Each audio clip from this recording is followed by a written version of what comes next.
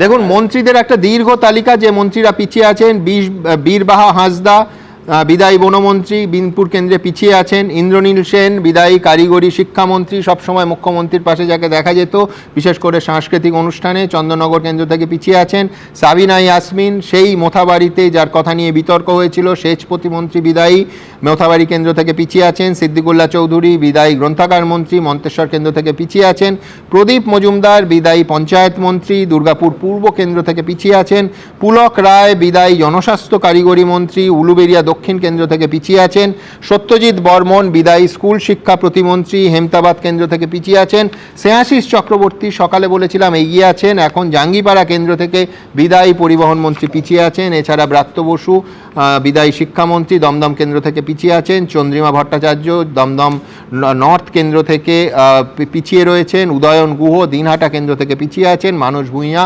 বিদায়ী মন্ত্রী, সেচ মন্ত্রী, সংবং কেন্দ্র থেকে পিছিয়ে আছেন; শ্রীকান্ত মাহাতো শালবনী থেকে পিছিয়ে আছেন, কনজিউমার অ্যাফেয়ার মন্ত্রী বিদায়ী মন্ত্রিসভার; সুজিত বসু বিধাননগর কেন্দ্র থেকে তিনি পিছিয়ে আছেন। ঠিক এইখানে এইবার আসবো বিশ্লেষণে। কেন তৃণমূলের প্রতি এতটা মানুষের ক্ষোভ জন্মালো যে একেবারে ইভিএমে এগিয়ে থাকার নিরিখে 100-র নিচে চলে গেল তৃণমূল? এক হচ্ছে দুর্নীতিতে, সেটা শিক্ষা দুর্নীতি হতে পারে, 26,000 চাকরি যাওয়া হতে পারে, সরাসরি তৃণমূল নেতামন্ত্রীদের ইনভলভড হওয়া, পার্থ চট্টোপাধ্যায়ের বাড়ি থেকে সেই 50 কোটি টাকা উদ্ধার হওয়া, 11 কিলো সোনা সহ, সেটা শেষ নয়, সেটা ছিল শুরু।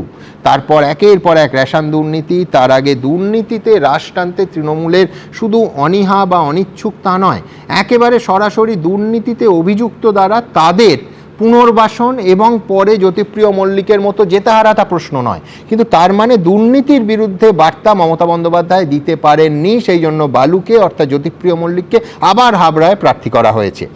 আইন শৃঙ্খলা, আরজিকর, নিঃসন্দেহে আরজিকর আন্দোলনে বিজেপির অংশগ্রহণ শুরুর দিকে ছিল না, তা সত্ত্বেও আরজিকরে যিনি অভয়ার মা, তার সঙ্গে বহু মানুষ সেই পরিবারের সঙ্গে একমত, বহু মানুষকে তার নির্বাচনে দাঁড়ানো না দাঁড়ানোর মধ্যে আমি ঢুকছিই না, কিন্তু খুব স্পষ্ট করে সাধারণ মানুষ মনে করছেন আরজিকরে বিচার পাওয়া যায়নি, এবং সার্বিকভাবে আইন শৃঙ্খলা, যার সঙ্গে নিঃসন্দেহে সিন্ডিকেট, তোলাবাজি, সমস্ত পরপর ইস্যুগুলো যুক্ত আছে, সেখানে তৃণমূল কংগ্রেস একেবারে একটা এমন ঘুঘুর বাসা তৈরি হয়েছে, যেটা কেউ মানতে পারেন যিনি সফট যে তৃণমূল ব্যবস্থা নেয়নি, কেউ মানতে পারেন সরাসরি তৃণমূল কংগ্রেসের ইনভলভমেন্ট ছিল।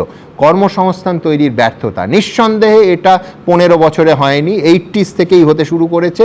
বড় শিল্প আনার ক্ষেত্রে অমিত মিত্রের পরের পর প্রেস কনফারেন্স অন্তঃসার শূন্য প্রমাণিত হয়েছে, মানুষ দেখেছেন, বিরাট হয়েছে, এমনকি বিদেশ সফরের পরে এসে বলা হয়েছে যে গাড়ির কারখানা বিশাল হবে, কিচ্ছু হয়নি, ভারী শিল্প হয়নি, এবং বড় শিল্প না হলে বড় কর্মসংস্থান হয় না। কেউ বলতে পারেন যে এর রুট 80s থেকে হয়েছে, কিন্তু পাশাপাশি যে ঘোষণা করা হয়েছে তার সঙ্গে বাস্তবের আসমান জমিন ফারাক, যার পরে আরও বেশি বেকার ভাতা নির্ভরতা, এবং বেকার ভাতা যুবশ্রীর লাইনে একের পর এক যুবক অন ক্যামেরা বলেছিলেন যে আমরা ভাতা চাই না, আমরা চাকরি চাই, সেই ইমোশনের একটা জায়গা আছে। পরিবারতন্ত্র, স্বজন পোষণের অভিযোগ তো আছেই, বিরোধী মুক্ত করার যে প্রবণতা, একসময় কংগ্রেস মুক্ত ভারতের কথা বিজেপিও বলেছিল, কিন্তু এই রাজ্যে বিরোধী মুক্ত, বিরোধীর গণতান্ত্রিক পরিসরটা ক্রমশ ছোট করে দেওয়া হয়েছে। রাজনীতির সৌজন্য ইতিহাস হয়ে গেছে, এখনও পার্থদা সকালে ছিলেন, বিধান রায় জ্যোতিবাবুর গল্প বলতে হচ্ছে। রাজনৈতিক প্রতিহিংসা, মিথ্যে মামলা, পদে পদে সর্বত্র সমালোচকের কণ্ঠরোধ করো, দল এবং সরকার এবং প্রশাসন সব এক হয়ে যাওয়া, নিরপেক্ষ প্রশাসন দিতে সরাসরি ব্যর্থতা। প্রশাসন অবশ্যই দলদাস, প্রত্যেকটা থানার ব্যক্তিগতভাবে কথা বলবেন, থানার ওসিরা এতদিন বলতেন সিভিক ভলেন্টিয়াররা থানা চালায়, আর তা সত্ত্বেও যারা যারা থানার দায়িত্বে পেয়েছিলেন একেবারে দলদাস হিসেবে, যাদের পরিষ্কার পরিচয় ছিল। বিজেপির সব থেকে বড়, অন্যতম বড় ইস্যু ছিল তোষণের রাজনীতি, সাম্প্রদায়িক কার্ড, এবং এই হিন্দু মুসলমান করায়, তোষণের রাজনীতি করায় কার্যত তারপর একটা কাউন্টার পলিটিক্স শুরু করে তৃণমূল কংগ্রেস, যেটা আমার কাছে, আমি এই বলতে বলতে মনে হচ্ছে বলে লিখছি, মারাত্মক। সেটা হচ্ছে সফট হিন্দুইজম। কংগ্রেস এই করে ভারতবর্ষে ডুবেছে, এবং তৃণমূলও এই করে দেখিয়ে দিল যে এটা কার্যত কাজ হয় না। আমি জগন্নাথ মন্দির বা মহাকাল মন্দিরে কোটি কোটি টাকা খরচ করতে পারি, কিন্তু আমি হিন্দুত্বর লাইন দিয়ে বিজেপিকে কমবাট করা যায় না। এছাড়া ঔদ্ধত্য, অহংকার, তৃণমূল স্তরে নেতাদের ঔদ্ধত্য, তাদের চোখের সামনে আঙুল ফুলে কলাগাছ হওয়া, এইসব তো আছেই। এরপরে সরাসরি আসি যে what went right for BJP. একেবারে টার্গেট করে লক্ষ্য করুন সেই বিশ্লেষণ যে 177টা সিটে একেবারে শীর্ষ নেতৃত্ব বলেছিল ফোকাস করতে হবে, অন্য কোনো নয়। যে সিটে সংখ্যালঘু অধ্যুষিত সিটে আমরা দুর্বল, অত পরিশ্রম করব না, অর্থাৎ সাংগঠনিক শক্তি এবং দুর্বলতা চিহ্নিতকরণ। বহুবার আমরা বলেছি যে 80,000 বুথের মধ্যে 40,000 তার বেশি বুথ প্রতি লোক পাওয়া যায়নি। এমনকি মনে করুন বিএলএও সব জায়গায় বিজেপি দিতে পারেনি, কিন্তু সেইটা থেকে চিহ্নিত করে বুথ স্তরের সংগঠনকে শক্তিশালী করা হয়েছে। মাঝখানে একটু বলি, সেটা হচ্ছে কি স্ট্রাকচারটা ছিল এবারে জয়ের বিজেপির। নরেন্দ্র মোদী, অমিত শাহ, তো অমিত শাহ 15 দিন এখানে বসেছেন, পরের পর নরেন্দ্র মোদীর একেবারে সভা, রোড শো ইত্যাদি। সুনীল বনশাল সাংগঠনিক পর্যবেক্ষক, ভূপেন্দ্র যাদব নির্বাচনে প্রভারী, একেবারে বসে থেকে নিঃশব্দে মাসের পর মাস কাজ করেছেন।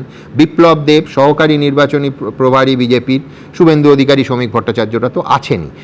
কি কি জিনিস গেল? এক হচ্ছে যে আদি এবং নিষ্ক্রিয়, এই ক্যাটেগরিটাকে বিজেপি ইরেজার দিয়ে ভোটের কয়েক মাস আগে তুলে দিল, বিশেষ করে শ্রমিক ভট্টাচার্য রাজ্য সভাপতি হওয়ার পর। একেবারে স্পষ্ট করে যারা বসে গেছিল, আমি নাম করেও বলতে পারি, সায়ন্তন বসু থেকে রাজু বন্দ্যোপাধ্যায় থেকে রিতেশ তিওয়ারি থেকে, প্রত্যেককে ফিরিয়ে নিয়ে হয় মুখপাত্র হিসেবে বা অন্য পদে পুনর্বাসন দেওয়া হলো, নয় সরাসরি একাধিক জনকে টিকিট দেওয়া হলো। বিজেপি শেষ এই চেহারা কবে ঐক্যবদ্ধ দেখেছে বলে আমি জানি না। একই সঙ্গে প্রাক্তন রাজ্য সভাপতিরা, সেটা তথাগত রায় হতে পারেন, রাহুল সিনহা হতে পারেন, দিলীপ ঘোষ হতে পারেন, সুকান্ত মজুমদার হতে পারেন, একসঙ্গে কাঁধে কাঁধ মিলিয়ে কাজ করছেন। অর্থাৎ আদি এবং নব্বর বিভাজনটা কার্যত ইরেজার দিয়ে মুছে দেয়া হলো। এছাড়া পাশাপাশি নেগেটিভ প্রচার, কি কি তৃণমূল কংগ্রেস অনাচার করছে, কি কি অরাজকতা আসছে, সেটা তুলে ধরার পাশাপাশি একেবারে শুরুর দিকে যে ভুল বিজেপি করেছিল, একেবারে তৃণমূল কংগ্রেসের যে জনপ্রিয় প্রকল্পগুলোকে, যেমন লক্ষ্মীর ভাণ্ডার, যেমন যুবশ্রী, সরাসরি আক্রমণ করে ভাতা, ভিক্ষা ইত্যাদি বলা হতো।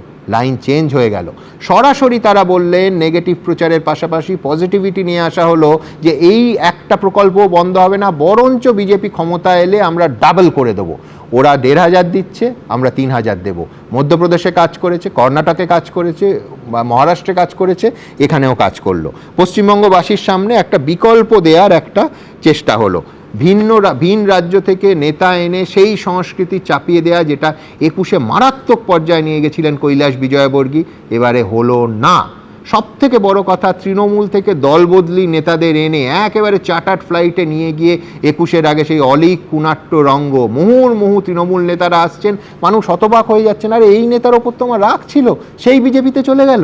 আমি স্পেসিফিক্যালি বলছি যে একজন অত্যাচারী তৃণমূল কংগ্রেসের সংখ্যালঘু নেতা উত্তর 24 পরগনায়, তিনি চলে এলেন বিজেপিতে। মানুষ হতবাক হয়ে গেল এবং একেবারে ভরাডুবি হলো বিজেপির ওই কেন্দ্রে। হওয়া তো স্বাভাবিক, সেই মুখগুলো বিজেপিতে চলে এসেছিল। এইবার বিজেপি এই ভুলটা করেনি। এবং পাশাপাশি বাঙালি অবাঙালি ইস্যুতে তৃণমূলের প্রচার, সেটাকে একেবারে এই পাল্টা প্রচার দিয়ে, কি বিজেপি এলে মাছ মাংস খাওয়া যাবে না, বিজেপি অন্য রাজ্যে বাঙালিদের ওপর অত্যাচার করে, এখানে একটা আমার ফুটনোট যোগ করতেই হবে। বহু রাজ্যে বহু ঘটনা কিন্তু সত্যি, তৃণমূলের শুধু প্রচার নয়, কিন্তু সেক্ষেত্রেও সেখানে ইস্যু ম্যানেজমেন্টটা অত্যন্ত বুদ্ধিমত্তার সঙ্গে করা হয়েছে এবং অনুপ্রবেশকে আলাদা করে চিহ্নিত করা হয়েছে, যেটা এই রাজ্যের মানুষের চিরকালীন ইস্যু।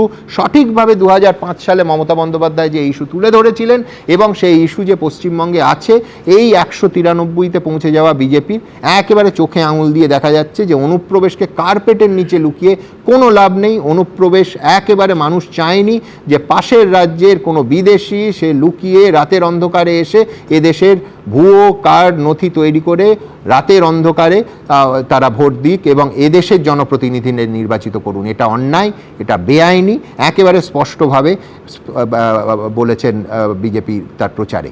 এছাড়া আসবো যে নিঃসন্দেহে নরেন্দ্র মোদী, অমিত শাহ পর পর প্রচার, মানে এই ধরনের প্রচার যে এত ঝটিকা, একটা সপ্তাহের মধ্যে দেশের প্রধানমন্ত্রী 3 বার আসছেন এবং 5টা 3টে করে সভা করছেন। সুতরাং নিঃসন্দেহে দুর্বল কেন্দ্রে হেভিওয়েট দিয়ে প্রচার করে নিঃসন্দেহে এই ফিগারটার কাছাকাছি পৌঁছেছে।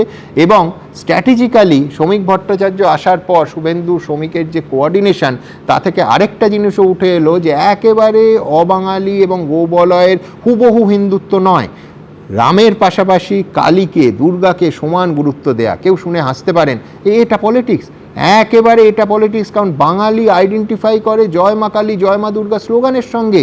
ভাষা চেঞ্জ হলো, স্লোগান চেঞ্জ হলো, এবং অত্যন্ত আমার ধারণা বিজেপির কে আইপ্যাক আছে না তাদের নিজস্ব থিঙ্ক ট্যাঙ্ক সত্যি আমি জানি না, তৃণমূলে যেমন আইপ্যাক আছে, যারাই করেছেন অত্যন্ত গবেষণা, এক একটা ইস্যু হয়েছে তারা অ্যাড্রেস করেছেন গবেষণার মাধ্যমে। হয়তো সেই সংস্থা তাদের আইটি রেড হয়নি বা তারা সামনে আসেনি, পাবলিসিটিও পায়নি, কিন্তু তারা নিখুঁতভাবে তাদের কাজ করে গেছেন। এবং অবশ্যই এই বঙ্গ বিজেপির কট্টর এবং নরমপন্থী লাইনের মধ্যে ভারসাম্য, কিছুটা শ্রমিক ভট্টাচার্য বারবার সেই উগ্র ও সংখ্যালঘু দের দূরে সরিয়ে দেওয়া থেকে অনেক কাছাকাছি আনার অন্তত বার্তাটা খুব স্পষ্ট করে দিয়েছেন। এবং যেটা আমায় বলতেই হবে সেটা হচ্ছে বুদ্ধিজীবীদের থেকে, বিশিষ্টদের থেকে সতর্ক নিরাপদ দূরত্ব বজায় রেখেছে। একেবারে বিজেপির প্রার্থী তালিকা দেখুন, এই যে পরজীবী কবি ফিল্ম স্টার এদের যে বারবারন্ত তৃণমূল আমলে হয়েছিল, শেষ লিস্টটা ছাড়া সর্বত্র রাজনীতির সঙ্গে সম্পর্ক নেই, অন্য রাজ্য থেকে, অন্য জায়গা থেকে, অন্য ক্ষেত্র থেকে এনে বসিয়ে দেওয়া, সেইটাকে সরাসরি অ্যাড্রেস করে কোনো একেবারে তাদের পাত্তাই দেয়নি বিজেপি। সৌভাগ্যক্রমে সেটা কিন্তু আজকে ডিভিডেন্ড দিচ্ছে। বলতে বলতে 193 এবং তৃণমূল 95। এবিপি আনন্দ, এগিয়ে থাকে, এগিয়ে রাখে।